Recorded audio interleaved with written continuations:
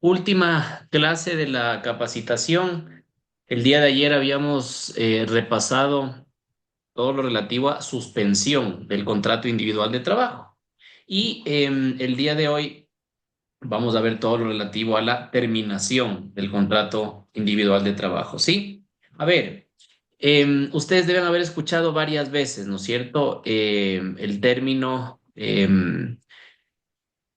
despido, visto bueno, renuncia, desahucio, en general, terminación del contrato laboral. De hecho, todas esas son formas de terminar un contrato laboral, ¿sí? La terminación de un contrato es justamente el fin de la relación laboral, ¿ya? Por cualquiera que sea el motivo.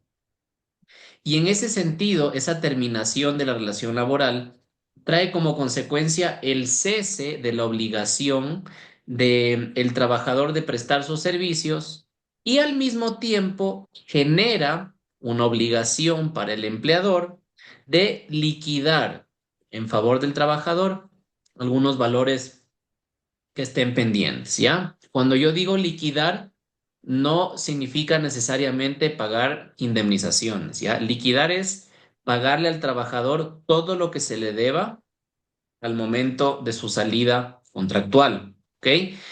Así como hemos revisado en estos 3 días que las distintas instituciones del derecho laboral se pueden clasificar y categorizar, pues la terminación del contrato de trabajo también, ¿sí? En una primera clasificación podríamos hablar de terminación del contrato de trabajo por voluntad de las partes, ¿sí? Por voluntad de las partes encontramos allí algunas otras subcategorías, ¿no es cierto? Cuando yo digo voluntad de las partes, estoy diciendo que ambas partes consienten y están de acuerdo en terminar el contrato de trabajo, ¿sí? La primera de ellas podría deberse, por ejemplo, a causas establecidas en el mismo contrato, ¿no es cierto? Ustedes saben, por ejemplo, que en materia civil o mercantil, cuando uno firma un contrato, uno establece en ese contrato causas por las cuales uno quiere que se pueda dar por terminado el mismo, ¿no es cierto? Allí obviamente hablamos de una voluntad contractual mutua, porque son las partes al momento de firmar el contrato las que están pues estableciendo esa condición, ¿ok? Un segundo escenario hablaría, por ejemplo, de la conclusión de una obra. Cuando hablamos de contratos por obra cierta, ¿cierto? Que los revisamos el día martes, bien podríamos hablar también de una terminación voluntaria del contrato, justamente porque al momento de firmar un contrato por obra cierta, el trabajador está consintiendo que una vez que termine la obra, el contrato se terminará. Entonces hay una voluntad de él y también del empleador que ha firmado ese contrato de dar por terminado, digamos, esa relación en un momento determinado, ¿sí? De la misma manera, ejecución del servicio, ¿no es cierto? Cuando el servicio se termine de ejecutar, sea cual este sea, automáticamente también terminaría el contrato por mutuo acuerdo de las partes, ¿ya? Entonces, todos estos son escenarios de mutuo acuerdo. Ahora bien, una segunda clasificación nos habla de terminación contractual por causas ajenas a las, a las voluntades de las partes, ¿sí? Entonces, dentro de esta subcategoría encontramos otras pequeñitas, ¿no es cierto? Causas ajenas a la voluntad de las partes. Por ejemplo, ya un contrato laboral se puede terminar por muerte o incapacidad del empleador, ¿ya? Supongamos que yo soy empleado doméstico en una casa, ¿no es cierto? Y a mí me ha contratado el dueño de la casa, ¿no es cierto? Hemos firmado un contrato, él es mi empleador. El día de mañana el señor se muere y resulta que vive solo, ¿ya? Si el señor se muere, no hay quien le suceda, quien le reemplace en sus obligaciones patronales conmigo y automáticamente el contrato va a terminar, pues, ¿no es cierto? Porque era con esa persona natural con quien yo firmé el contrato. Distinto es el caso de una persona jurídica, ¿ya? Cuando una persona jurídica es la que contrata, la muerte de el gerente o el representante legal de esa empresa jurídica no significa terminación del contrato. No, pues, porque los trabajadores contratan con la empresa, independientemente de quién la dirija o administre, ¿ok? Una segunda subcategoría en este gran escenario de causas ajenas a la voluntad de las partes sería por extinción de la persona jurídica. Ahora sí, ¿no es cierto? Puede ser que una persona jurídica, una empresa, haya contratado un sinnúmero de trabajadores a lo largo de su vida, de la vida jurídica de la empresa. Y el día de mañana, los accionistas de la empresa, los socios de la empresa, deciden liquidarla, ¿ok? Si esa compañía, esa persona jurídica se llega a extinguir, por supuesto se van a extinguir también las relaciones laborales que tenía con sus trabajadores, a menos que, por ejemplo, venga otra empresa y subrogue a esa empresa que se está liquidando en sus obligaciones, que sí suele suceder, por ejemplo, cuando grandes conglomerados empresariales compran pequeñas empresas, los trabajadores mantienen sus puestos de trabajo, pero ahora ya no ante el empleador A, que fue comprado por el empleador B. Ya, entonces ahora el empleador B le subroga en sus obligaciones a el empleador A. Sin embargo, repito, la extinción de la persona jurídica en términos generales, también sería una causa de terminación de contratos laborales, obviamente ajena a la voluntad de las partes, ¿sí? En tercer lugar, muerte del trabajador, evidentemente, ¿no es cierto? Muere el trabajador, muere una de las partes esenciales del contrato y pues el contrato automáticamente se terminará. No se olviden que las relaciones laborales son bilaterales, son personales. Si muere una persona natural que está contratada en una empresa, obviamente la relación se terminará porque la persona natural ya no existe, ¿sí? Y finalmente, eventos de caso fortuito o fuerza mayor, ¿ya? No quiero ahondar mucho en los temas de caso fortuito fuerza mayor porque para eso tenemos que remitirnos al Código Civil. El Código Civil es amplio y hay jurisprudencia también muy vasta en materia de caso fortuito y fuerza mayor, ¿ok?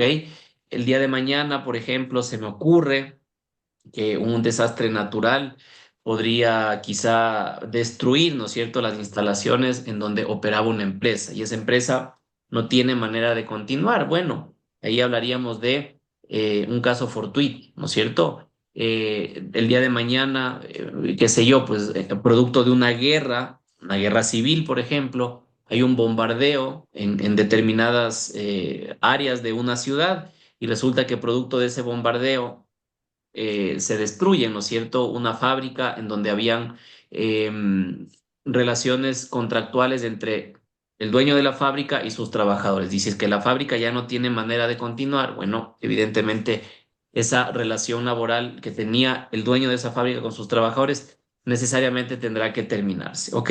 Y finalmente, una tercera gran categoría, asimismo con sus subcategorías, nos habla de terminación del contrato de trabajo por voluntad unilateral de alguna de las partes, ¿ok? Aquí sí hablamos ya de una decisión unilateral. No hay consenso, no hay acuerdo, no hay tampoco caso fortuito, fuerza mayor, no hay, digamos, circunstancias ajenas a las partes, sino que es una de ellas, trabajador o empleador, que dice, no va más, no quiero continuar con la relación laboral, ¿ok? Em, ¿Cuáles son las subcategorías en esta causal, ¿no es cierto?, de terminación laboral contractual por voluntad unilateral. Visto bueno, desahucio, despido intempestivo y abandono intempestivo. ¿Ok? Entonces, vamos ahora a repasar cada una de estas instituciones. Ustedes deben haber escuchado varias veces estos términos, ¿sí? El famoso visto bueno. ¿Qué es el visto bueno? ¿Ya? El visto bueno es la resolución del inspector del trabajo de calificar como legales las causales que ha invocado el empleador o que ha invocado el trabajador para dar por terminada la relación laboral. ¿Ok? Entonces, el visto bueno en términos coloquiales es una autorización que da el inspector del trabajo, que no se olviden, el inspector del trabajo es un funcionario público administrativo que forma parte del Ministerio del Trabajo, que tiene, entre otras competencias, conocer solicitudes de visto bueno, concederlas o negarlas. ¿Ok? Entonces es la autorización que da este funcionario público con competencia para ello, de tal manera de que se termine una relación laboral, porque según el inspector del trabajo, ¿ya? después de una resolución motivada, efectivamente existen causales que han sido invocadas o por el empleador o por el trabajador para dar por terminada esa relación. No se olviden, el visto bueno es un mecanismo para terminar una relación laboral que puede ser solicitado tanto por un trabajador como por un empleador. ¿Ok?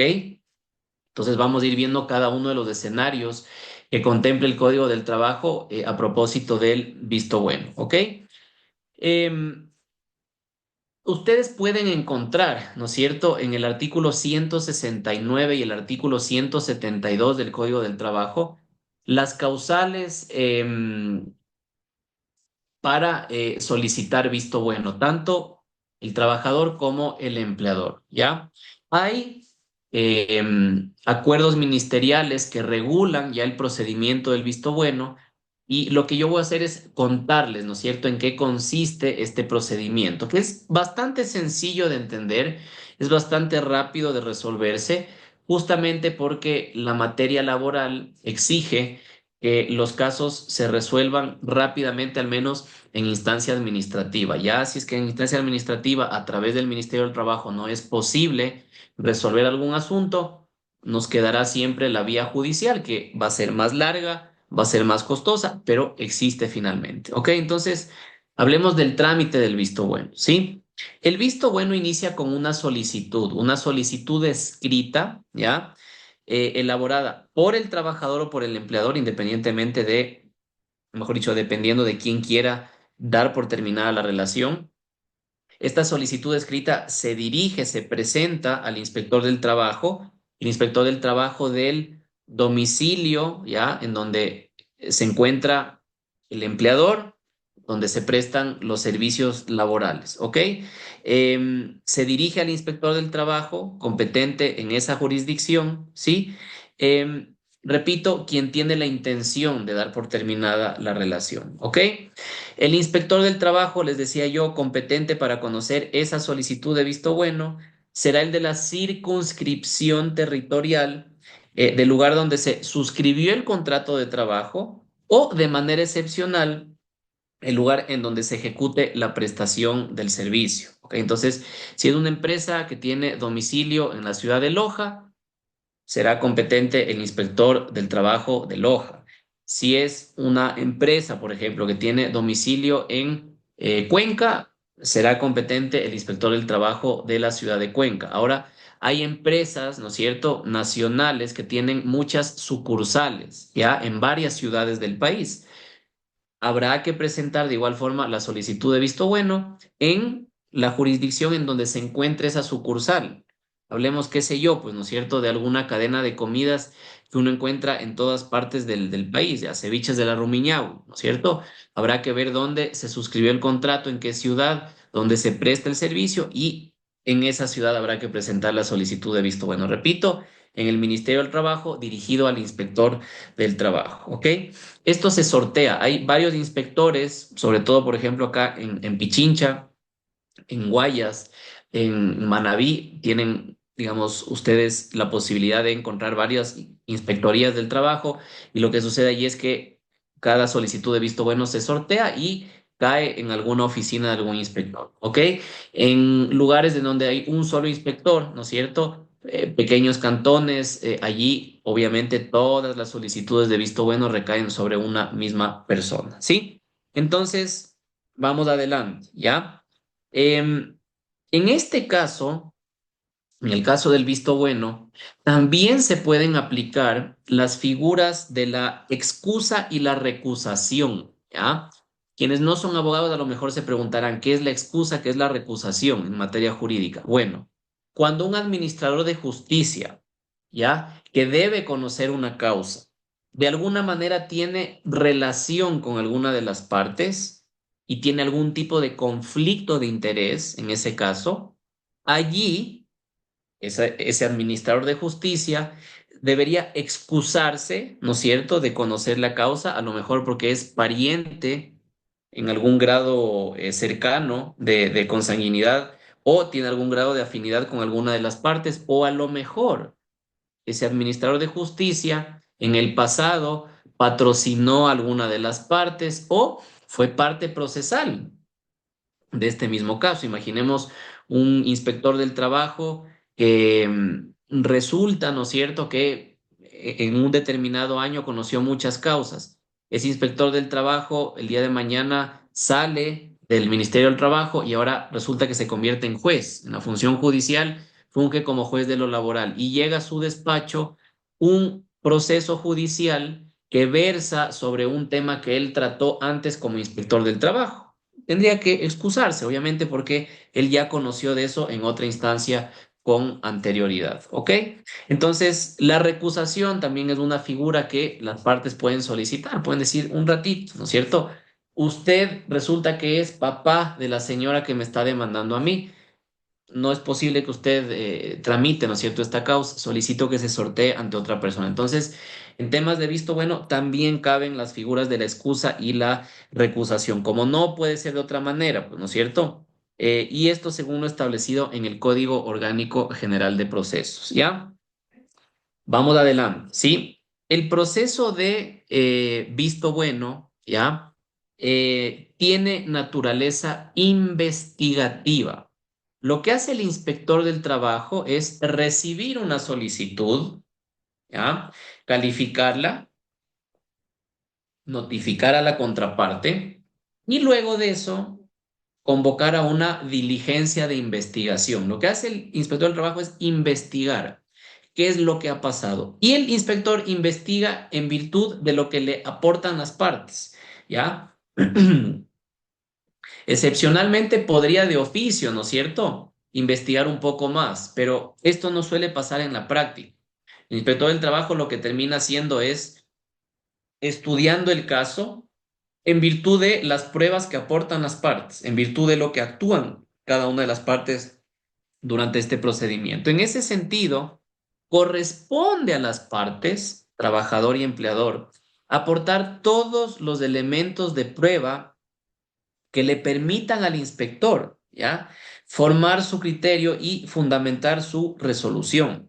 ¿Ok? Entonces, por eso es súper importante que cuando ustedes tengan en sus manos la posibilidad de presentar una solicitud de visto bueno, reúnan con pelos y señales todos los antecedentes del caso, todos los hechos, ¿no es cierto?, que rodean a ese contexto, ¿sí? Y le pidan a su cliente absolutamente toda la información veraz, que ustedes recopilen todas las pruebas que van a tener que anunciar y practicar, obviamente, en esta diligencia, ¿ok? Entonces, sin embargo, de lo que les acabo de mencionar, y como ya comenté hace un ratito, dentro de los límites normativos, ¿ya? Y en casos en los que se justifique, ¿no es cierto?, pertinencia, utilidad, conducencia, el inspector sí tiene facultad de solicitar más información, ¿ya? Que requiera su caso para resolver de manera motivada. Ahora, lo que no puede hacer el inspector del trabajo, por ejemplo, es solicitar diligencias que únicamente le competen a un juez, ¿no es cierto? ¿Ya? Qué sé yo, pues el inspector del trabajo no tiene competencia de allanamientos, ni mucho menos, como sí lo tiene, por ejemplo, la fiscalía. Entonces, repito, siempre dentro de los marcos normativos, ¿ya? El inspector puede solicitar, o puede, mejor dicho, tener facultad de solicitar información o documentos adicionales, ¿ya? Repito, en la práctica no muchas veces sucede esto, los inspectores se remiten únicamente a lo que tienen en sus manos, ¿ok? Sigamos. ¿Cuál es el contenido, no es cierto?, de la solicitud de visto bueno? Y la identificación de las partes, primerito, ¿ya? ¿Quién es el accionante? ¿Quién es el solicitante? ¿No es cierto? Si es que es el trabajador, los nombres completos, generales de ley. Si es que comparece por intermedio de otra persona. Si es que es el empleador, igual, generales de ley. Si es que es una empresa, hacer alusión al nombramiento como representante legal que tendría. ¿Ok? Entonces, la solicitud debe establecer claramente la identificación de las partes. El que solicita y el solicitado. Trabajador y empleador y al revés también. ¿Ok? ¿Qué otra cosa debe contener esta solicitud escrita? ¿Ya? Antecedentes de la relación laboral. Con fecha tal se suscribió el contrato de trabajo indefinido con periodo de prueba. ¿Ah?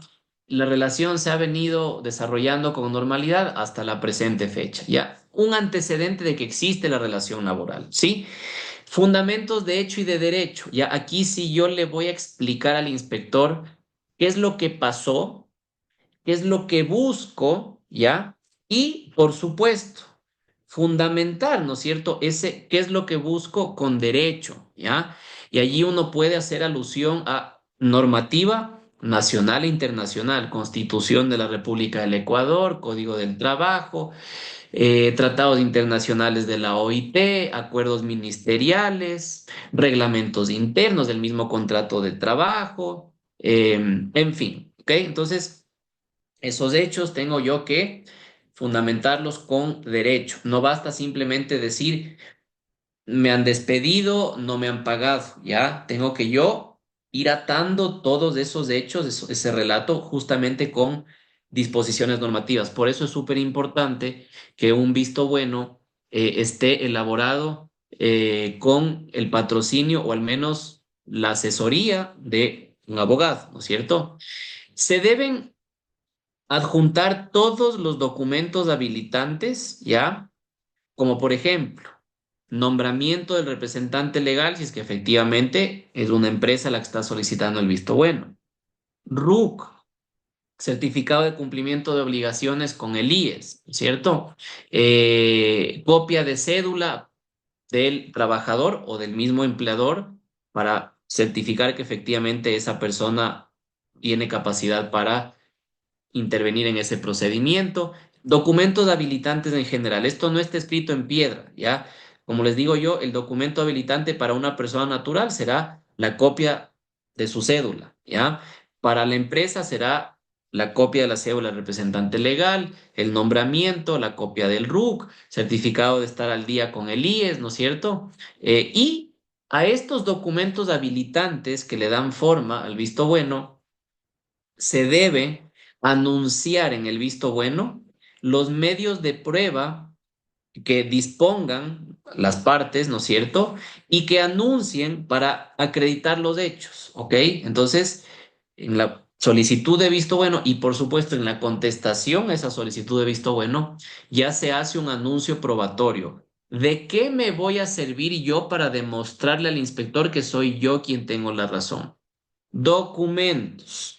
Y aquí, ojo, ¿no es cierto? La norma supletoria en materia procedimental laboral es el Código Orgánico General de Procesos. Entonces, tranquilamente aquí podemos anunciar y practicar el mismo tipo de prueba que se encuentra en el COGEP.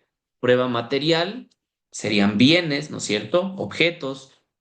Prueba documental como su nombre lo indica, serían documentos, prueba testimonial, si es que yo quiero que se le escuche, ¿no es cierto?, a una persona en este caso, y prueba pericial también, por supuesto, ¿no es cierto? Si yo quiero la verificación, el informe de un perito especialista en alguna materia, un perito informático, un perito médico, bueno, anunciaré, ¿no es cierto?, ese determinado peritaje. Entonces, repito, prueba material, testimonial, documental y pericial se pueden anunciar y practicar igual en procedimientos de visto bueno, ¿ok? Entonces, es importante, verán, y esto escuchen con atención porque el éxito de una solicitud de visto bueno depende siempre de la prueba y de lo que se puede probar respecto de esos hechos, ¿ok? Entonces, no se olviden nunca de anunciar prueba en la solicitud de visto bueno y si contestan un visto bueno, anuncien la prueba que les va a servir para rebatir esa solicitud, ¿ok? ¿Qué más? Se debería adjuntar una carta de autorización, un poder o una procuración judicial en caso de representación, ¿no es cierto? Si es que es un tercero el que comparece a nombre del trabajador, lo puede hacer. Si es que es el representante legal de la empresa quien no puede comparecer, le debería otorgar una procuración judicial a un abogado, ¿ya? Pero eso es importante, eso es un requisito formal para que el inspector califique, ¿no es cierto?, la solicitud de visto bueno. Tema importante, se debe presentar un croquis, un mapa detallando la dirección en donde se le va a citar a la otra parte, ¿ya? El inspector del trabajo necesita saber dónde se le cita a la otra parte. Entonces yo dibujo un mapita, un croquis, puede ser hecho a mano, ¿sí? No necesariamente tiene que estar hecho a computadora, con dirección, formas de llegar, etcétera, ¿ya? La dirección exacta y precisa. Muchas veces, y esto les cuento porque les va a servir en la práctica, es difícil entregar solicitudes de visto bueno en domicilios de trabajadores, bien porque no se encuentran, o a lo mejor nadie quiere recibir, o los trabajadores se enteran ya de esto y se hacen negar, se hacen los locos, ¿ya? Sí es posible entregar una solicitud de visto bueno en la empresa en donde trabaja ese empleado, ¿ya? Y yo de hecho sugiero eso que en la misma empresa se le entregue la solicitud, digamos, la notificación de esta solicitud de visto bueno, porque yo sé que el señor o la señora van a estar allí en determinado horario, ¿ok? Ahora bien, si el trabajador ya no está en la empresa porque se fue y yo estoy solicitando un visto bueno por abandono, allí necesariamente pues tendré que ir a buscarle a la casa, ¿ya? Hay, digamos, un plan B en el caso de que no se le encuentre a esa determinada persona, porque también puede pasar, ¿ya? Em, Cuando la notificación, ¿no es cierto?, que debe realizarse en persona o a un representante del accionado, eh, no se la puede realizar por cualquiera de estos motivos que yo acabo de mencionar, ¿ya? Y es imposible, ¿no es cierto?, entregar la solicitud de visto bueno en la empresa o en el domicilio del trabajador o en el domicilio del empleador, ¿ya? Se puede mediante boleta hacer una entrega, ¿ya? Así como se haría en el orden judicial, ¿no es cierto? Que van, se entregan unas boletas, se deja constancia, por ejemplo, de que no ha habido nadie o de que nadie quiso recibir, ¿ya? De forma excepcional, si tampoco es posible a través de boletas, ¿no es cierto?, notificarle a la contraparte con este expediente, se podría notificar al correo electrónico del empleador o del trabajador que consten registrados en el SUT, en el Sistema Único del Trabajo, que es la plataforma del Ministerio del Trabajo. ¿Ah? Siempre y cuando se haya establecido en el contrato de trabajo que las partes aceptan ser notificadas vía correo electrónico. Ese es otro consejo que yo les doy a ustedes. Cuando hagan un contrato laboral, fíjense, ¿ya?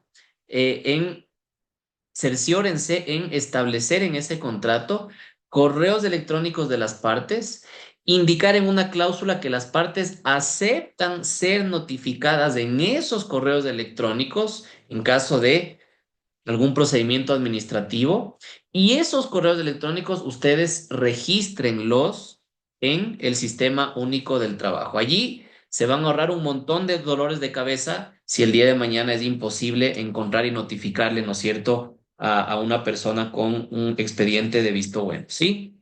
Em, Ahora bien, ¿qué pasa si esto tampoco es posible? Yo les decía, hay un plan B. Bueno, ya hablamos del plan A, el plan B y el plan C. Hay también un plan D. Porque puede ser que no encontramos los correos electrónicos, no fuimos prolijos para establecer los correos electrónicos, ¿ya? Y si el accionante no puede determinar el domicilio, la residencia del accionado, y se han agotado todos los mecanismos posibles, ¿no es cierto?, para entregarle esa notificación a la otra parte, ¿ya? Se podrá realizar esta notificación a través de medios de comunicación. Pero ese es la última arma, ese es el último cartucho que vamos a tener, ¿ya? Al inspector tenemos que demostrarle que hemos agotado, repito, absolutamente todos los medios posibles y no hay cómo encontrarle al otro señor o a la otra señora. Allí nos darán autorización para notificar a través de la prensa, que también se suele hacer en el ámbito judicial, ¿cierto? Cuando es imposible determinar el domicilio de la persona, el juez o la jueza autorizan ya hacer una notificación por la prensa. ¿Qué prensa? Un diario de mayor circulación del cantón en donde se va a llevar a cabo el procedimiento o un diario de amplia circulación a nivel nacional. ¿Ok? Entonces, vean, estos son tips que yo les doy para que los vayan anotando, que les van a servir mucho en la práctica. Ok, entonces volvamos al tema de el procedimiento, ¿ya? Esto también es parte del procedimiento, pero tiene que ver más con la notificación, ¿ok? Em, Hay casos en los cuales eh, un visto bueno puede acumularse con otro visto bueno, ¿ya? Entonces, se pueden acumular distintas solicitudes, porque a lo mejor, qué sé yo, pues yo le solicito visto bueno a mi empleador y a la vez mi empleador me solicita visto bueno a mí. Podría suceder. En este caso, a oficio, digamos de oficio o a petición de parte, lo que va a suceder aquí es que un mismo inspector va a ser el que conozca todos estos vistos buenos que versen sobre las mismas partes contractuales, ¿no es cierto? Cuando entre el mismo empleador y el trabajador exista más de un petitorio de visto bueno, ya pendiente de resolución, en esa misma jurisdicción cabrá, ¿no es cierto?, la acumulación en un solo inspector. Porque imagínense lo que sería, ¿no es cierto? Mi empleador me pone a mí un visto bueno y esto recae en el inspector 24 de Pichincha. Yo le pongo un visto bueno a mi empleador y esto recae en el inspector número 5. Podría ser que el día de mañana hay resoluciones totalmente distintas la una de la otra. Hay una contradicción salvaje, entonces justamente por eso cabe la acumulación, ¿ok? Decía yo, cualquiera de las partes puede requerir esa acumulación de solicitudes de visto bueno, ¿sí? Y el inspector del trabajo que primero haya abocado conocimiento de cualquiera de los trámites presentados sobre esas mismas partes intervinientes, será el competente para continuar de manera acumulada. ¿Ok? Entonces, recibe el inspector del trabajo la solicitud de visto bueno, hace una revisión de forma, hace un checklist, cumple, cumple, cumple, ¿no es cierto? Identificación de las partes, si está croquis, si está documentos habilitantes, están listo. Se califica el visto bueno. Ahora bien, si es que el visto bueno, ¿no es cierto?, no es calificado porque le falta algún temita, alguna cosa, el inspector del trabajo notifica a la parte y le dice, vea, complete. Tiene usted la obligación de completar en las siguientes 48 horas, ¿ya? Entonces, se califica la solicitud de visto bueno, ¿ya? Dentro de el Ministerio del Trabajo y el inspector tiene que notificar a la otra parte dentro de las siguientes 24 horas, ¿ok? Esta notificación, decía yo, se hace de manera electrónica a través de correos, si así lo establecieron las partes, o de manera personal, cuando no hay, digamos, ¿no es cierto?, el mecanismo de notificación electrónica, ¿sí? La notificación, esa que es personal, se realiza, valga la redundancia, en persona o a un representante del accionado, ¿ya? No se olviden de eso. Entonces, repito, lo que yo siempre sugiero es al trabajador que sigue laborando en la empresa, notificarle en la misma empresa, porque allí yo me cercioro de que el señor va a estar en un horario laboral, ¿ok? Ya tienen ustedes el concepto de qué pasa si el señor no está, qué se hace, plan A, plan B, plan C, plan D, ¿ok? Em, la notificación del visto bueno suspende los términos de prescripción del trámite, ¿ya? Es decir, el momento en el que se notifica, ya automáticamente se suspenden términos de prescripción, ¿ok? Entonces, en este caso hablamos de 3 años, ¿ya? Para presentar una solicitud de visto bueno y muchas veces sucede que los trabajadores se aguantan demasiado tiempo, ¿ya? Hay en términos generales también un plazo mucho menor, ¿ya? Los inspectores del trabajo siempre tienen la obligación de conocer el expediente. Y si verifican allí que la acción ya prescribió, en resolución tendrán que decir esto ya prescribió. Pero, por ejemplo, cuando es un empleador el que quiere solicitar el visto bueno, las causales que tiene el empleador son súper específicas y esas causales prescriben en un mes. Entonces, el empleador tiene un mes para presentar la solicitud de visto bueno. Transcurrido ese mes, se entiende prescrita la opción. Entonces, justamente por eso yo les decía, la notificación con el visto bueno suspende todos los términos de la prescripción del trámite. ¿Ok? Entonces, Recapitulamos. Se presenta la solicitud, el inspector califica, notifica a la otra parte dentro de las siguientes 24 horas y la otra parte tiene 48 horas para contestar, justamente en ejercicio de su legítimo derecho a la defensa. La otra parte contesta el visto bueno. La contestación debe contener lo mismo más o menos que la solicitud.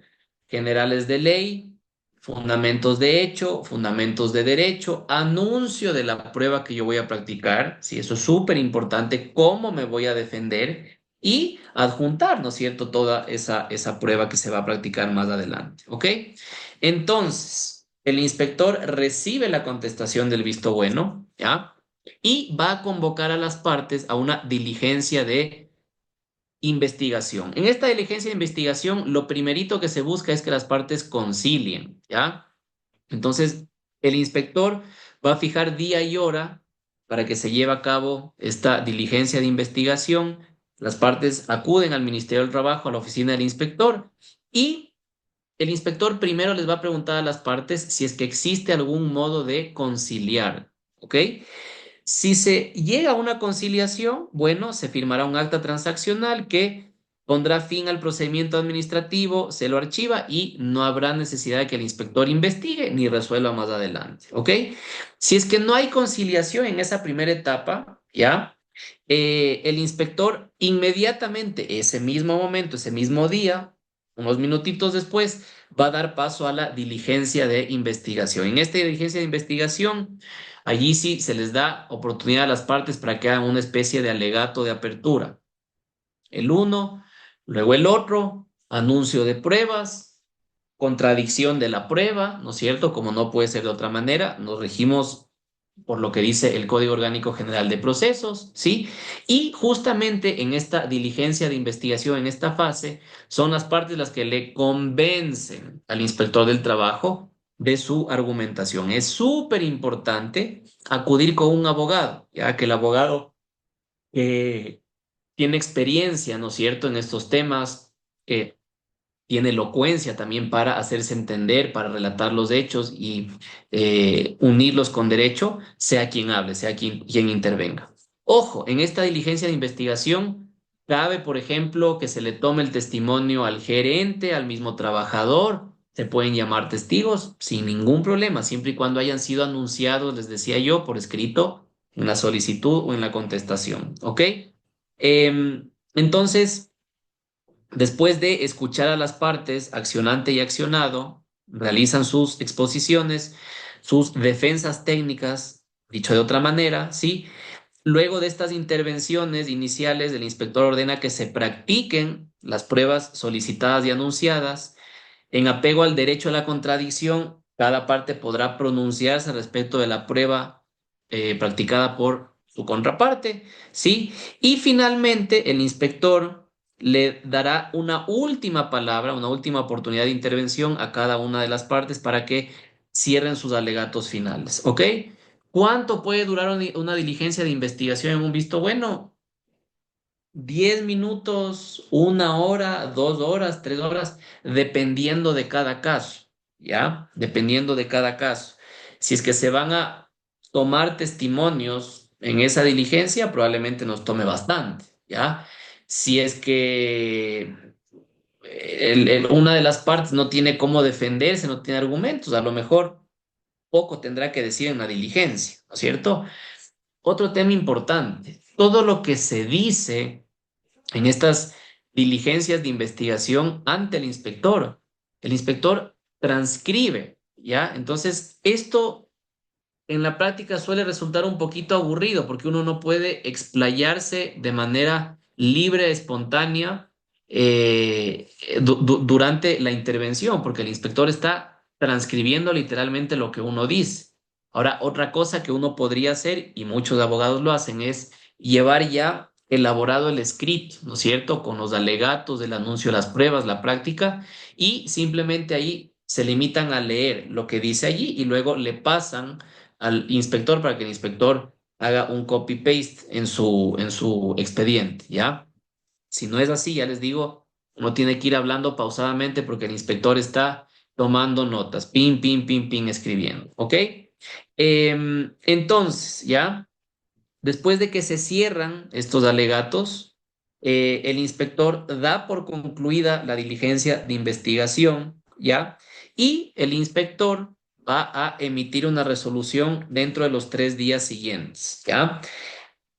Esa resolución concede o niega el visto bueno. Las resoluciones tienen que ser motivadas. Los inspectores del trabajo son abogados, ¿ya? Entonces ellos motivan sus resoluciones y allí en la motivación utilizan normativa nacional, internacional, doctrina, precedentes jurisprudenciales. Las resoluciones de vistos buenos, en su mayoría, no todas, porque no todo es perfecto en la vida, suelen ser bien fundamentadas y tienen condumio, como digo yo, ¿ok? Esa resolución de visto bueno puede ser impugnada por vía administrativa ante el director regional del trabajo. Esta es una reforma que salió hace poquito, porque antes de esta reforma, las resoluciones emitidas por el inspector del trabajo eran susceptibles únicamente de impugnación ante el juez. ¿Ya? Ahora hay una segunda instancia dentro del mismo ministerio, se pueden apelar ante el director regional del trabajo si es que alguna de las partes no está conforme con la resolución. Repito, ¿no es cierto? El visto bueno se concede o se niega, ¿ya? Entonces, ojo con la argumentación que ustedes establezcan, ¿no es cierto?, en sus solicitudes de visto bueno. Ahora, veamos cuáles son las causales que se pueden invocar tanto por parte del empleador como por parte del trabajador en solicitudes de visto bueno.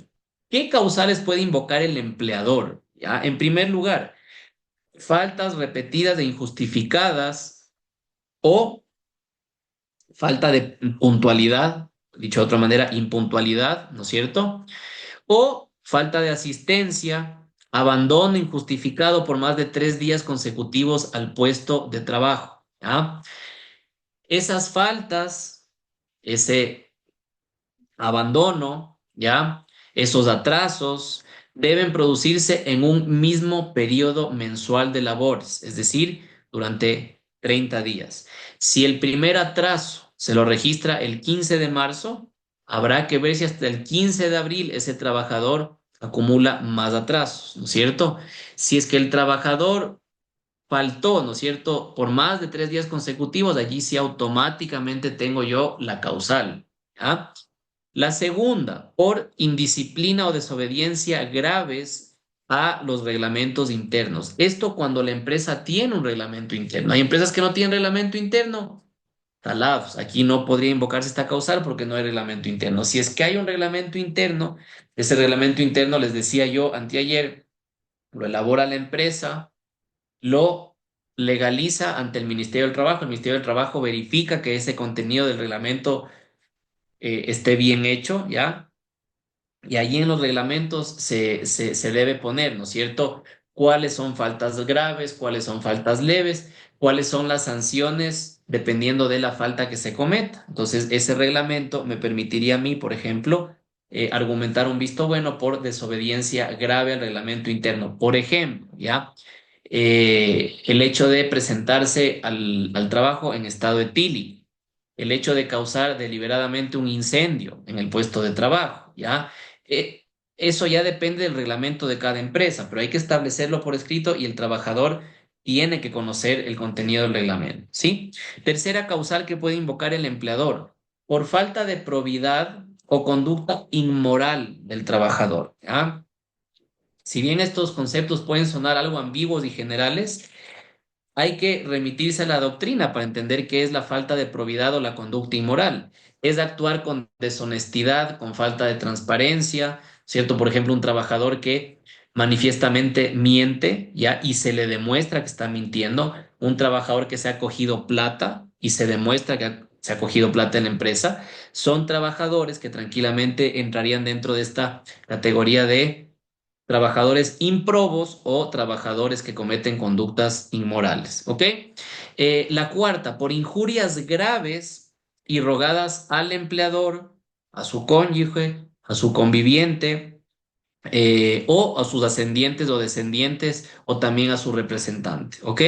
Es posible, ¿no es cierto?, que se le injurie al empleador, que se le mande al diablo. Bueno, se podría seguir un visto bueno en contra del trabajador, demostrando que ha existido la injuria, ¿ok? La quinta, por ineptitud manifiesta del trabajador. El típico caso de ineptitud manifiesta del trabajador es cuando el empleador demuestra que el trabajador no rinde en el trabajo, ¿ya? Y que no mismo puede ejecutar esas tareas que se le han encomendado, ¿sí? Entonces, en ese caso, por ejemplo, si yo reúno una serie de amonestaciones diarias, semanales, mensuales, en donde yo al inspector le voy a demostrar que constantemente ese trabajador hace mal su trabajo, que no tiene la capacidad para hacer su trabajo, bueno, eso tranquilamente podría ser ineptitud manifiesta del trabajador, pero hay que probarlo, ¿ya? Entonces, ojo con esto, las amonestaciones escritas son importantísimas. Si ustedes van a presentar un visto bueno, eh, argumentando únicamente lo que dice verbalmente el empleador, el gerente de la empresa, olvídense, la prueba testimonial es súper débil. Esto hay que argumentar con documentos. ¿Y cómo se lo hace? Si es que el trabajador está permanentemente incumpliendo, hay que amonestarle y esa amonestación entregarle por escrito y pedirle que firme, ¿no es cierto?, con su puño y letra la recepción de esa amonestación. Así se van acumulando, reuniendo amonestaciones que el día de mañana nos pueden servir como prueba para solicitar un visto bueno. ¿Ok? La sexta, por denuncia injustificada del trabajador en contra del empleador respecto de sus obligaciones con el IES.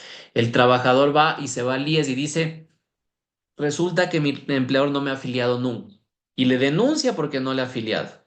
Y resulta que sí está afiliado, ¿ya? Esa es una denuncia que no tiene cabida, es una denuncia totalmente infundada, porque el señor sí está afiliado. En este caso, eso podría ser causal para solicitar visto bueno en contra del trabajador. ¿Por qué? Porque el IES le está abriendo una investigación al empleador que no debería abrirle, ¿ya?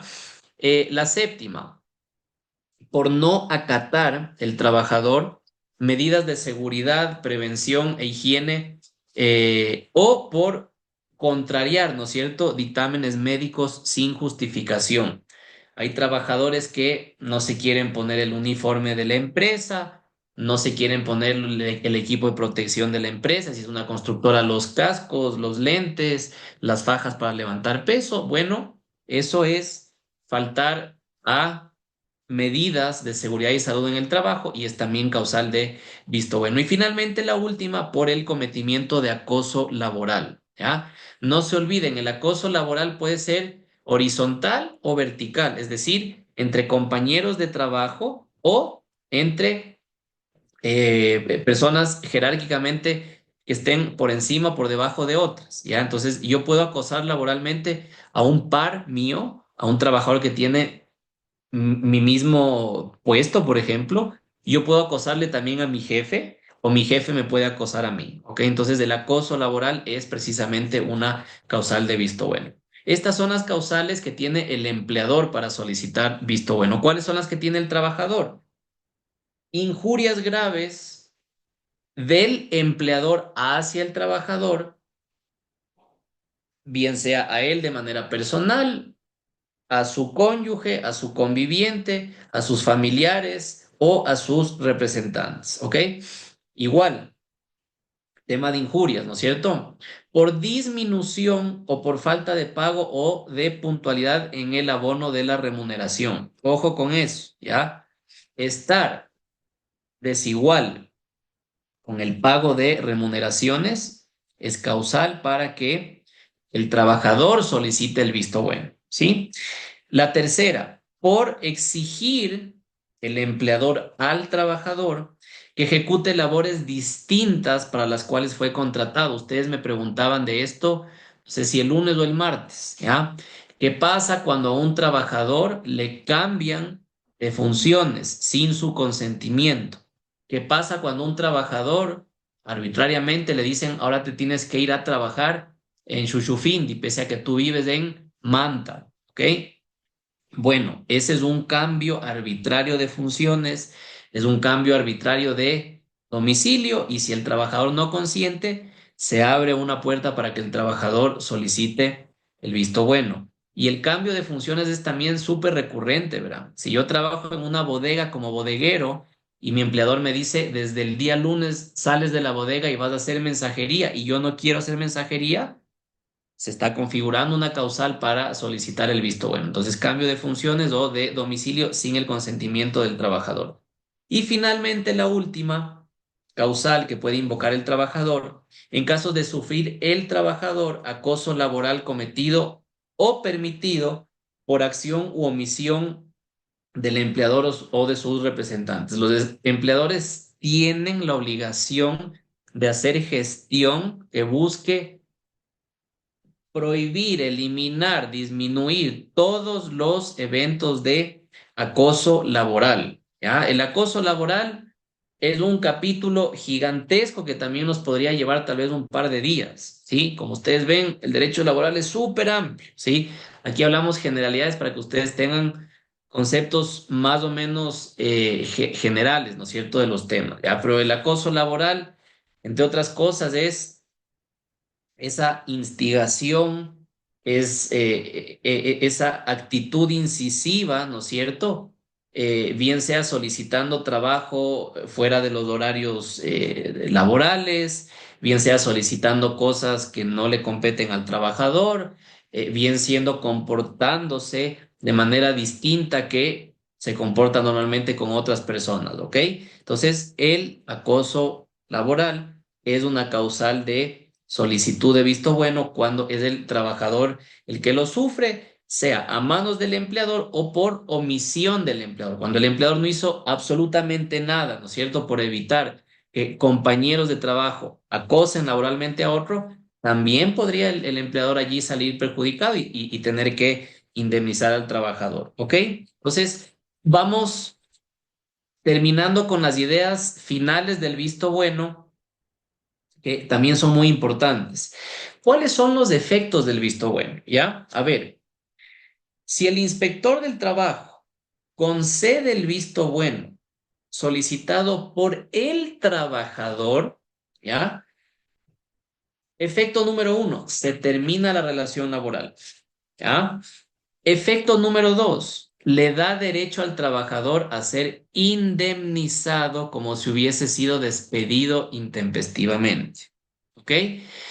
Si el inspector del trabajo concede el visto bueno solicitado en cambio por el empleador, se terminará la relación laboral.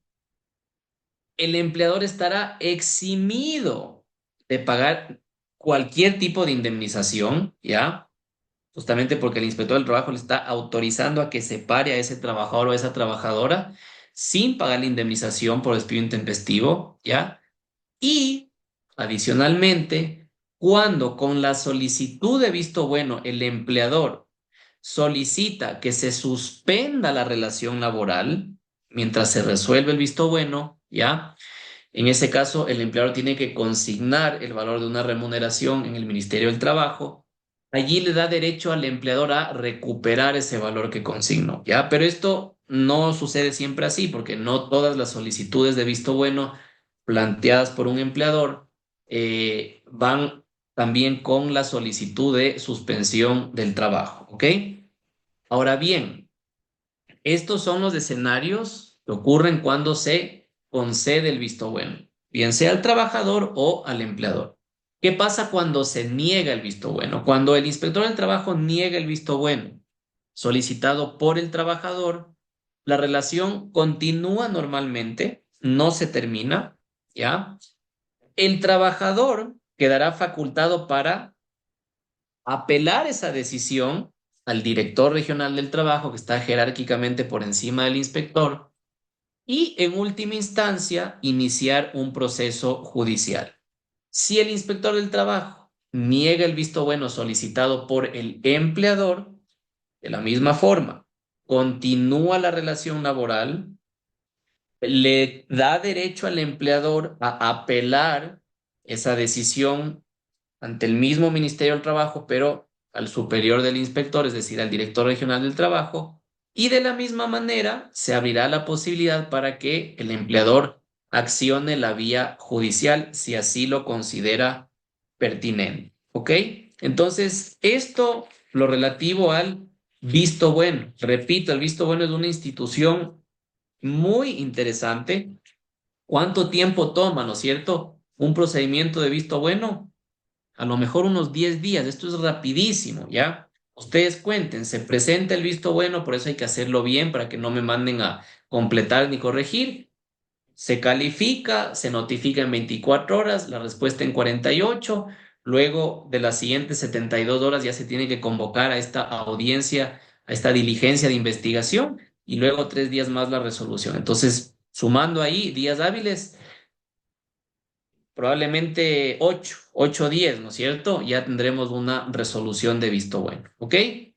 Voy a hacer un alto aquí para leer preguntas que encuentre en el chat y que tengan que ver con visto bueno para no perdernos, ¿ok?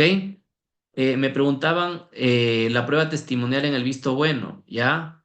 Ya lo dije, ¿no es cierto? En la diligencia de investigación, tranquilamente uno puede llevar testimonios que van a ser escuchados por el inspector del trabajo. La prueba testimonial es una prueba medio débil, ya, porque básicamente es mi versión contra la tuya, pero sí puede aportar a un determinado caso, ¿sí? Otra pregunta, mientras se sigue el visto bueno, ¿el trabajador tiene que seguir laborando hasta que existe el fallo? Depende, ¿ya? Si el empleador solicita visto bueno sin suspensión del contrato, el trabajador se sigue presentando a laborar. Ahora, hay empleadores que optan por solicitar también la suspensión del contrato porque puede llegar a ser incómodo, ¿no es cierto? Incómodo el hecho de que se está ventilando un visto bueno y se tienen que ver las caras en la empresa. Entonces, cuando hay solicitud de suspensión de las labores durante el tiempo que tome la resolución del visto bueno, el trabajador queda exento de ir a trabajar, el empleador debe consignar el valor de una remuneración en el ministerio y si el día de mañana, como les decía, la resolución le da la razón al empleador, puede retirar esa consignación, liquida al trabajador, no le indemniza. Por el contrario, si le niegan el visto bueno, el trabajador inmediatamente se reintegra en su puesto de trabajo, ¿ok? Otra pregunta, ¿hay alguna prohibición para seguir un visto bueno a una mujer embarazada o persona con discapacidad? Ninguna prohibición, ¿ya? Les decía yo ayer, el hecho de que una mujer se encuentre embarazada o en periodo, por ejemplo, de lactancia, no significa, no le da luz verde a esa mujer embarazada o en periodo de lactancia para que haga barbaridades pues en la empresa. Y ahí si hace barbaridades, probablemente incurre en alguna de estas causales de visto bueno, ¿ya? El hecho, por ejemplo, y esto solo es un ejemplo, verán, para que se me entienda.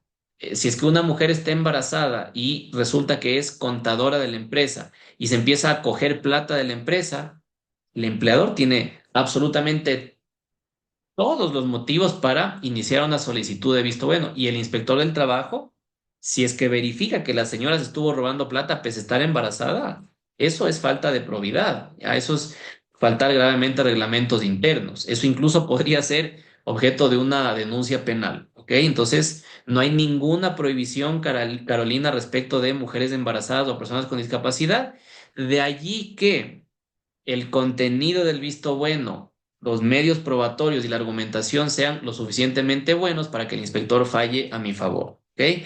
Sí debo decir que algunos inspectores del trabajo sienten algo de sesgo cuando se solicita un visto bueno en contra de una mujer embarazada, de una persona perteneciente a un grupo de atención prioritaria o alguna persona con discapacidad. Es un sesgo natural porque a todos, de alguna manera, esas cosas nos conmueven, ¿sí? Pero en estricto sentido, el derecho es lo que tiene que primar aquí, ¿ok? Aquí otra pregunta, si le ponen una denuncia a la empresa por despido intempestivo, ¿es válido si solo van los abogados? Claro, pues, por supuesto, ya, siempre y cuando el representante legal otorgue una procuración judicial, una autorización para que vaya el abogado, el gerente de recursos humanos, pueden hacerlo, no es necesario que vaya el gerente, pero si no va el gerente, tiene que autorizar por escrito a otra persona, ¿ok? Em, Estimado doctor, sí, ¿me permite, por favor? Buenas noches.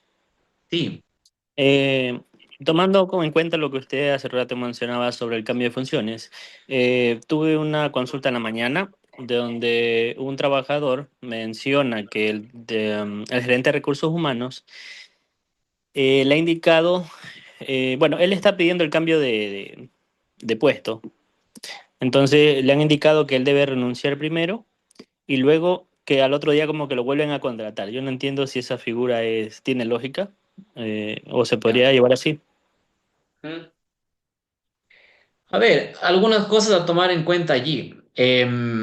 Yo tranquilamente en ese caso haría un adendum, es decir, una modificación al contrato laboral, indicando que desde el día 14 de marzo, el trabajador Juan Javier Acosta Basurto, por ejemplo, ya no va a realizar labores de, qué sé yo, pues reparación de computadoras, sino que ahora va a ser supervisor, ¿no es cierto?, del local comercial. Ya me estoy inventando el ejemplo, ¿ya? Ujú. Eso a través de un adendum, de una modificación del contrato, se lo puede manejar. No es necesario que el señor renuncie, ¿ya? Vean, el día de mañana al trabajador a lo mejor le conviene cambiar de funciones. Lo que no podría hacerse es disminuirle la remuneración, eso sí es inconstitucional. Ahora bien, si el trabajador no quiere, no hay cómo obligarle pues a cambiar de funciones, ¿ya?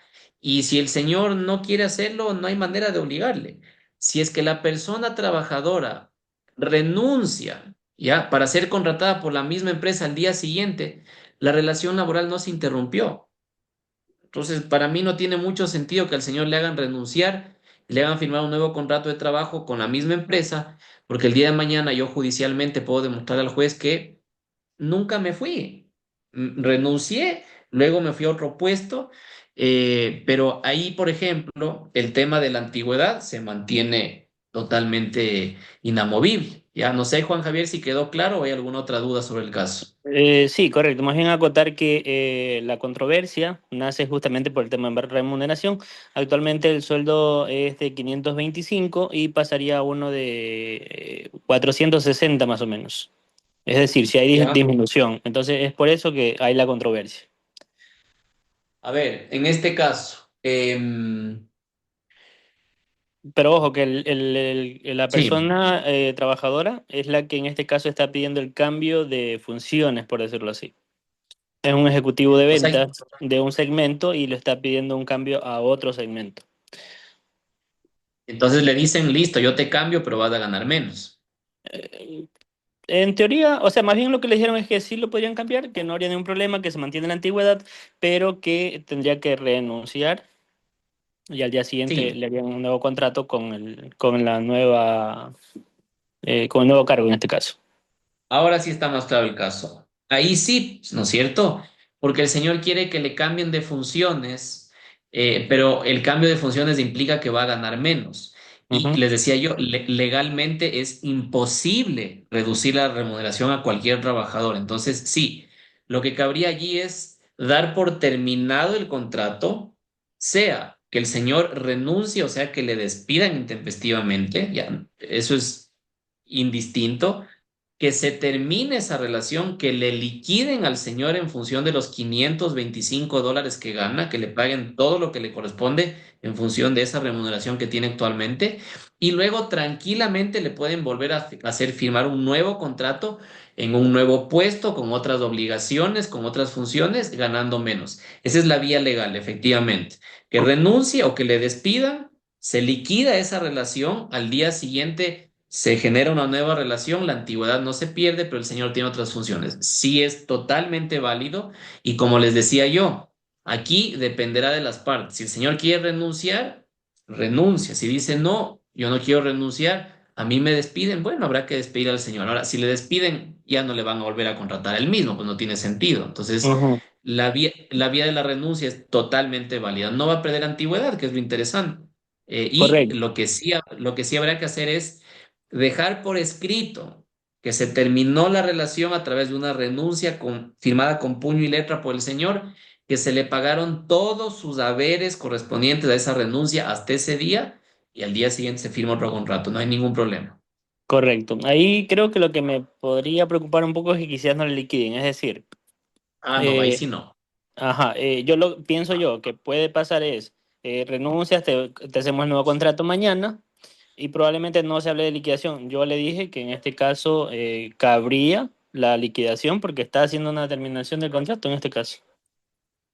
De ley, o sea, yo empecé con eso, Juan Javier. Ajá, Es imperioso, obligatorio, indispensable que le paguen la liquidación al señor, hasta porque, por seguridad de la empresa, para que la empresa el día de mañana, si el señor demanda, diga, ve al señor se le liquidó, aquí está todito, pues aquí está el acta de finiquito. Ya, entonces, por seguridad de las dos partes, de ley le tienen que liquidar. Olvídese de que no le paguen la liquidación, eso sí, no, nunca. correcto, porque también, por Sí. ejemplo, en este caso asumo yo que si pasado un año, por ejemplo, el trabajador renuncia, probablemente le van a considerar solamente ese año de trabajo para la liquidación de ese contrato que está No, vigente. no ese año de trabajo, pero sí en la remuneración nueva. Ya no los 400, ya no los 525, sino los 470. Porque antigüedad Mm, no pierde. ujú, Antigüedad no va a perder, nunca. ¿Ya? correcto. Bien, entonces pasamos página del visto bueno y nos metemos en el desahucio, ¿ok? Muchas gracias, doctora. Chévere, Juan Javier. ¿Cuál es el desahucio? El desahucio es el aviso escrito por el cual el trabajador le hace saber al empleador sobre su voluntad de dar por terminado el contrato. El desahucio, en términos coloquiales, es la renuncia, ¿ya? Desahuciar es renunciar. Yo presento desahucio cuando estoy renunciando a mi puesto como trabajador, ¿ok? Vean ustedes, antes del 2015 el desahucio era una figura que podía ser utilizada tanto por el empleador como el trabajador. El empleador también podía decirle al trabajador, hasta aquí llegamos, y no le pagaba indemnización.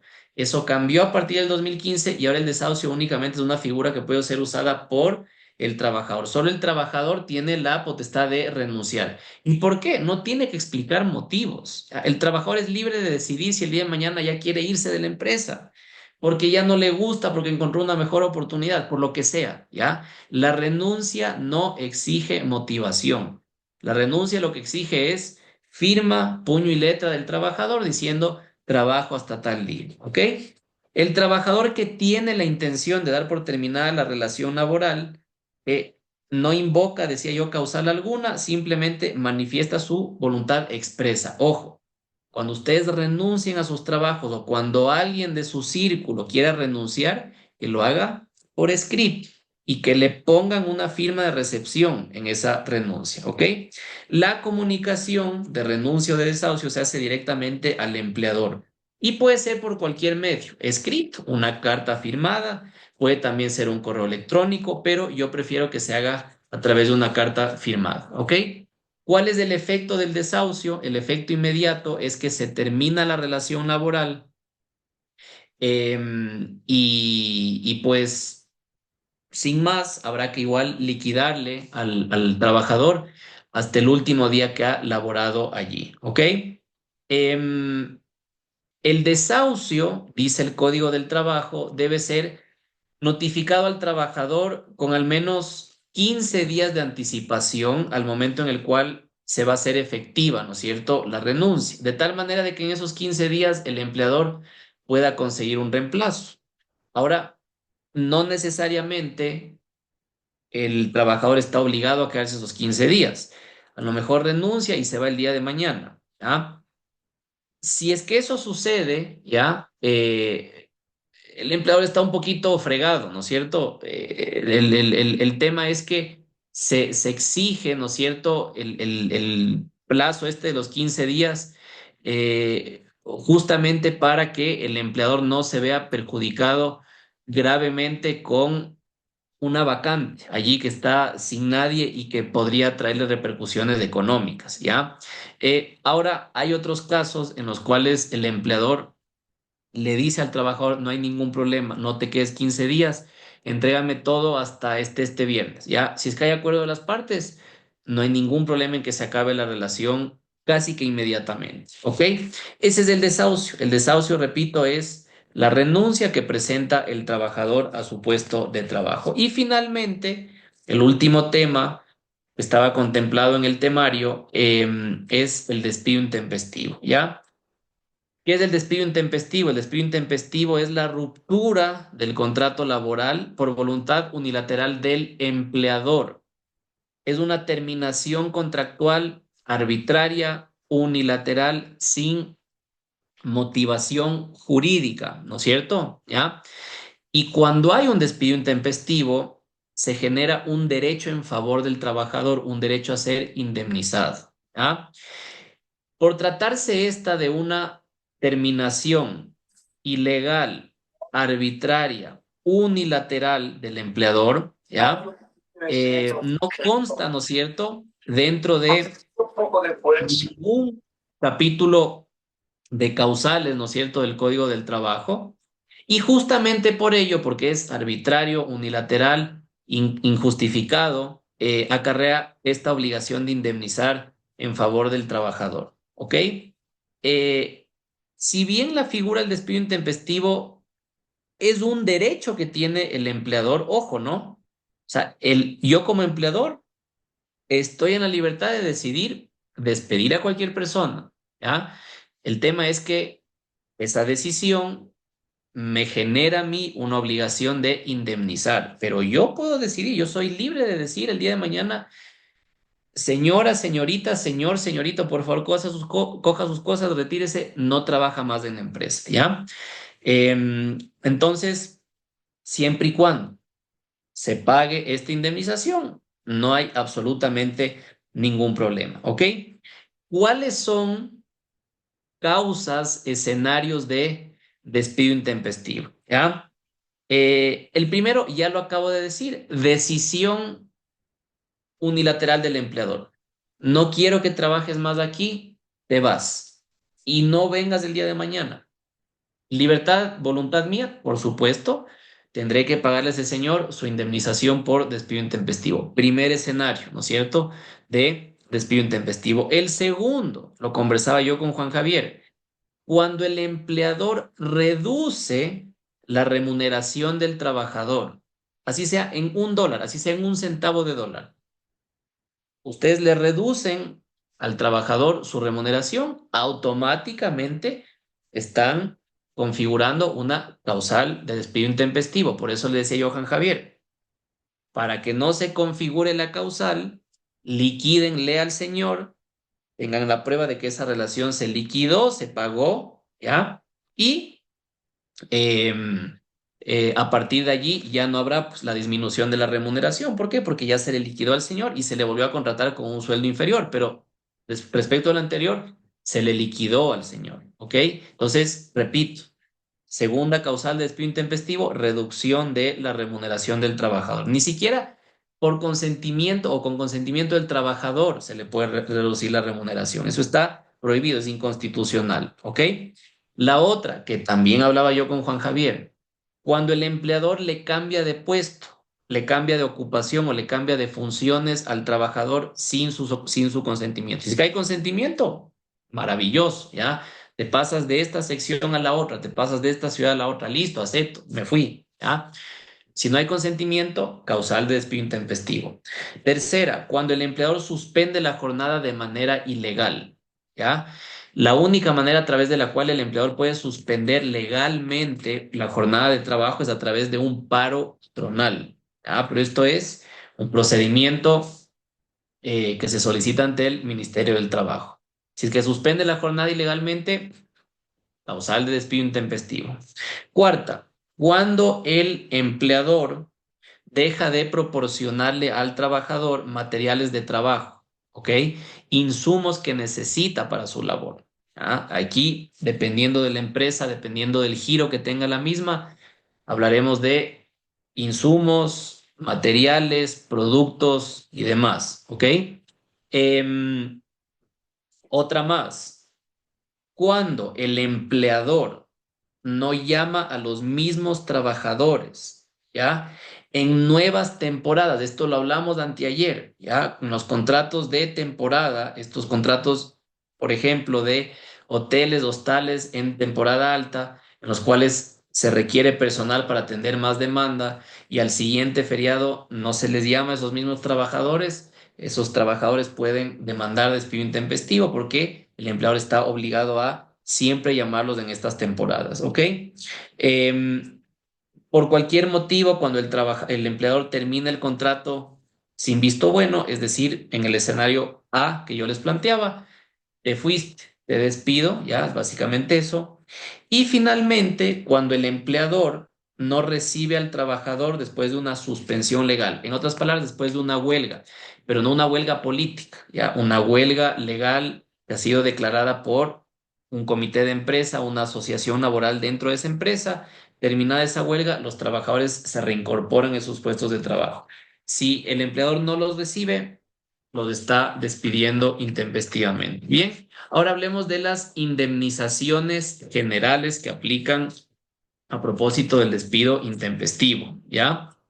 Em, a ver, lo que dice el Código de Trabajo es lo siguiente, el cálculo, ¿no es cierto?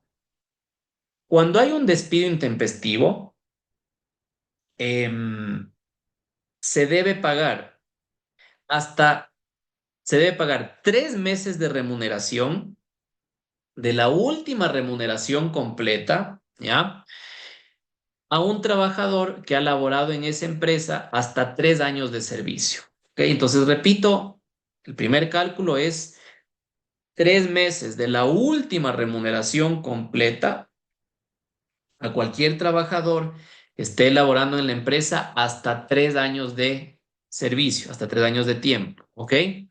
Trabajadores que laboren más de 3 años en esa empresa recibirán un mes de remuneración, de la última remuneración por cada año de trabajo. Si es un trabajador que ha laborado allí 9 años, serán 9 remuneraciones. Si es un trabajador que ha trabajado 25 años, serán 25 remuneraciones. ¿Cuál es la remuneración última completa recibida por ese trabajador? ¿Ok? El Código del Trabajo establece un monto máximo de indemnización, ¿ya? Em, y dice que el monto máximo de indemnización para trabajadores privados es de 25 meses, ¿ya? Ahora bien, podría ser que las partes acuerden voluntariamente pagar más que eso. Por supuesto que sí, nadie le obliga al empleador a pagar menos. Si el empleador quiere pagar más, lo puede hacer. Yo he conocido casos en los cuales se despide a trabajadores porque a lo mejor se suprimieron esas partidas, esos puestos, porque hay una reorganización en la empresa y son trabajadores con los cuales existe mucha gratitud. Vean, yo he visto finiquitos en los cuales, aparte de pagarles la indemnización, les pagan bonificaciones justamente en gratitud a su trabajo, ¿ok? Entonces, no hay ningún problema si las partes pactan un valor superior, ¿ok? El monto máximo de indemnizaciones para servidores públicos es de 300 salarios básicos unificados. Esto según los mandatos constituyentes 2 y 4 que se emitieron a la par de la Constitución de Montecristi, ¿ok? Em, Esto respecto del cálculo para las indemnizaciones generales, ¿ya? Repito, hasta 3 años de servicio, 3 meses de remuneración. Más de 3 años de servicio, un mes de remuneración por cada año de servicio, ¿ok? Ahora vamos con las indemnizaciones especiales, que son bien interesantes, ¿no es cierto? Porque hay casos especiales que son tratados de manera especial, valga la redundancia, ¿ok? Condición de embarazo, ¿ya? El empleador que despide a una mujer embarazada o en periodo de lactancia, mejor dicho, hay tres momentos: a una mujer embarazada, a una mujer con licencia por maternidad o a una mujer con horario reducido por periodo de lactancia, ¿sí? Deberá indemnizar a esa mujer con 12 meses de remuneración. Es la primera indemnización especial. Ojo, las remuneraciones especiales se suman a las generales. Entonces, si esa mujer embarazada fue despedida y estaba trabajando 15 años en la empresa, aparte de recibir la indemnización respecto de esos 15 años de trabajo, recibirá la indemnización especial, es decir, 12 meses de remuneración. ¿Ok? Recuerden, las indemnizaciones especiales se suman a la general. Segundo caso, enfermedad, ¿ya? Cuando el empleador se niega a recibir en las mismas condiciones al trabajador que estuvo enfermo y bajo suspensión de contrato, esto hablamos ayer, deberá indemnizar a ese trabajador a quien no recibe, después de reincorporarse producto de una enfermedad, con 6 meses de remuneración. Entonces, segunda indemnización especial, trabajadores que recuperan su salud, no son aceptados nuevamente en su puesto de trabajo, reciben una indemnización especial de 6 meses de remuneración. La tercera, personas con discapacidad o incapacidad, ¿ok? El empleador que despide intempestivamente, sin causa justa, de manera arbitraria, a un trabajador con discapacidad, y ojo con lo que voy a decir, o a un trabajador sustituto, es decir, aquel que tiene bajo su cargo, su cuidado, su dependencia, una persona con discapacidad severa, esto también lo mencioné anteayer, debe indemnizar a ese trabajador discapacitado o a ese sustituto de la persona discapacitada con 18 meses de remuneración. Es la más alta que existe en el país, ¿ok? Las personas con discapacidad son personas que forman parte de grupos de atención prioritaria. En ese sentido, ojo con lo siguiente, cuando se despide intempestivamente a una persona con discapacidad o a un sustituto que está cuidando, ¿ya? O bajo la cual una persona con discapacidad se ampara o depende, hay que indemnizar con 18 meses de remuneración, ¿ok? Doctor Eh, Dotti, perdón que lo interrumpa. Esos valores que está indicando usted, Siguiente, pero solo, es levántenme la mano porque si no, levántenme la mano porque si no nos interrumpimos y me cortan la idea, por favor. Sí, la siguiente, ¿ya? Casos de discriminación. Y después de esta, Walter, le doy la palabra. Sí, casos de discriminación. Em, Cuando una persona es despedida por motivos de discriminación de cualquier índole, discriminación bien sea por su género, por su raza, por su religión, por su condición económica, social, ya, cualquier tipo de discriminación tiene derecho a recibir una indemnización de 12 meses. Pero obviamente hay que probar, ¿no es cierto?, que esa persona ha sido despedida intempestivamente a través de un acto discriminatorio. No es tan sencillo, ¿ya? Igual hay que acumular y, digamos, demostrar pruebas. Ahora sí, Walter, le escucho. correcto, doctor. Disculpe por no alzar la mano. Era que Ujú. quería, digamos, agarrarme del tema que estaba en ese momento. Cuando usted indica todas estas indemnizaciones, se asemejan a la primera de la mujer embarazada, que se le da esos 12 meses más la liquidación general. Lo mismo dice Sí, abajo esa es la pregunta que quería hacerle. Si a todos aquellas otras liquidaciones o indemnizaciones también se va incluida la indemnización general, más esos meses que usted indica en cada una de ellas.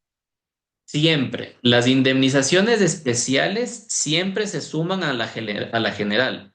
Ujú. Todo trabajador tiene derecho a ser indemnizado con los valores de la indemnización general, es decir, hasta 3 años de servicio, 3 meses de remuneración, más de 3 años de servicio, una remuneración por cada año de servicio. Si adicional a ser un trabajador general, una persona es discapacitado o es un enfermo que recuperó la salud y buscó reintegrarse y no le permitieron reintegrarse, es mujer embarazada que fue despedida durante el embarazo, en la licencia por maternidad o en el periodo de lactancia, o por ejemplo, es una persona que demostró que fue despedida a través de una conducta discriminatoria, reciben, Walter, a más de la indemnización general que le corresponde por ser trabajador general, la especial. Se suman estas dos, ¿ok?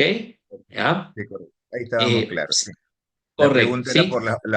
los otros numerales que fue indicando usted. Entonces, Sí, generalmente, cualquiera de ellas recibe la general más aquellas que usted indicó.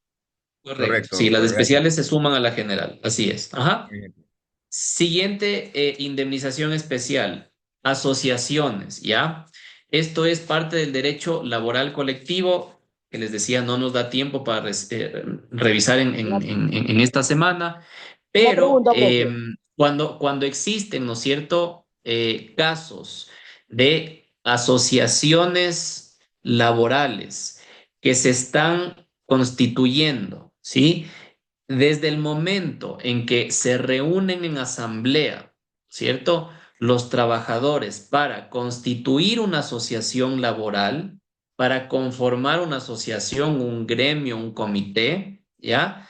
Durante ese tiempo, repito, desde que se reúnen en asamblea hasta que inscriben a su primera directiva en el Ministerio del Trabajo, no pueden ser despedidos intempestivamente. Y si son despedidos intempestivamente, estos trabajadores que están constituyendo una asociación laboral dentro de la empresa deben ser indemnizados también con 12 meses de remuneración. ¿Cuál es el espíritu de esta indemnización? Evitar que el empleador tome represalias en contra de los trabajadores justamente porque le están haciendo un sindicato, por ejemplo. Ya, entonces tienen protección los trabajadores que se están asociando desde el momento en que se reúnen hasta que inscriben su primera directiva. Adicionalmente, hablando del derecho laboral colectivo, hay otra indemnización especial. El empleador que despide intempestivamente a un trabajador durante el tiempo en el cual se está negociando un contrato colectivo, durante el tiempo en el cual se está resolviendo un conflicto colectivo, deberá indemnizar a ese trabajador también con 12 meses de remuneración. Entonces, fíjense ustedes, la misma indemnización especial que le corresponde a la mujer embarazada, les corresponde a trabajadores reunidos en asociación hasta que constituyen la misma y también a trabajadores que están conflictuando ante el Ministerio del Trabajo un contrato colectivo con el empleador. Y finalmente, esta indemnización especial también es un derecho de los dirigentes sindicales, ¿ya? Por eso es tan llamativo, tan apetecido, ¿no es cierto?, ser dirigente sindical en este país. ¿Por qué? Porque el empleador que despide intempestivamente, ¿ya?, a un trabajador que también es dirigente sindical, que tiene un nombramiento como dirigente sindical debidamente inscrito en el Ministerio del Trabajo, ¿ya? Tiene que indemnizar a ese dirigente sindical con 12 meses de remuneración. Vean ustedes, en cuanto a indemnizaciones, se equipara al dirigente sindical, al trabajador sindicado, al mismo nivel que la mujer embarazada, 12 meses de remuneración de indemnización. Y a propósito de los dirigentes sindicales, tienen esta protección, ¿no es cierto?, de inamovilidad en su puesto de trabajo durante el tiempo que dure su mandato como dirigente sindical y hasta un año después, ¿ok? Hay también una figura interesante, que es la figura del despido ineficaz, ¿ya? Hablando del despido ineficaz, el despido ineficaz, ¿ya? Es una figura, es una acción que tienen las mujeres embarazadas, en licencia por maternidad o en periodo de lactancia, así como los dirigentes sindicales. ¿En qué consiste esta acción? Cuando se despide a una mujer, repito, embarazada, gozando de licencia por maternidad o en periodo de lactancia, o a un dirigente sindical, cualquiera de estas dos personas está facultada para presentar una demanda judicial ante el juez de lo laboral, ¿sí? Invocando, ¿no es cierto?, esta acción por despido ineficaz. ¿Qué es lo que busca esta acción por despido ineficaz? Que después de un proceso judicial relativamente corto, si es que hay una sentencia favorable para alguna de estas dos personas, se le reintegra en su puesto de trabajo a esa persona, ¿ok? Por ejemplo, verán, una persona con discapacidad, una persona que ha sido separada a través de conductas discriminatorias, una persona que estuvo enferma y buscó reincorporarse a su trabajo y no se le permitió, no tienen esta acción por despido ineficaz, así como tampoco la tiene cualquier trabajador común y corriente.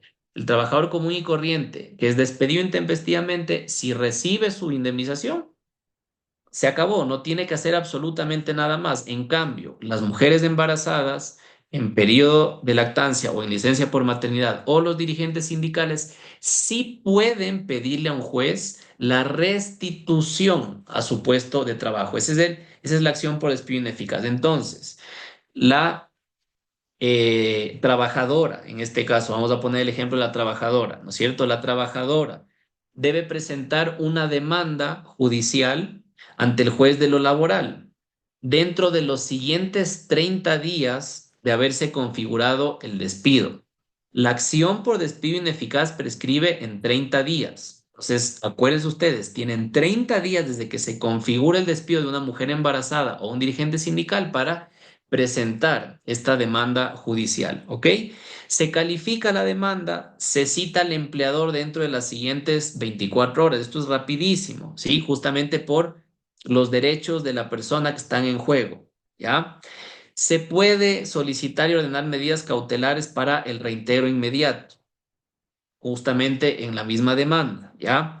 El empleador debe contestar esa demanda, ¿ya? Diciendo no, no le he despedido o lo que sea que quiera contestar. El juez convoca a una audiencia, ya máximo 48 horas después de la citación, ¿sí?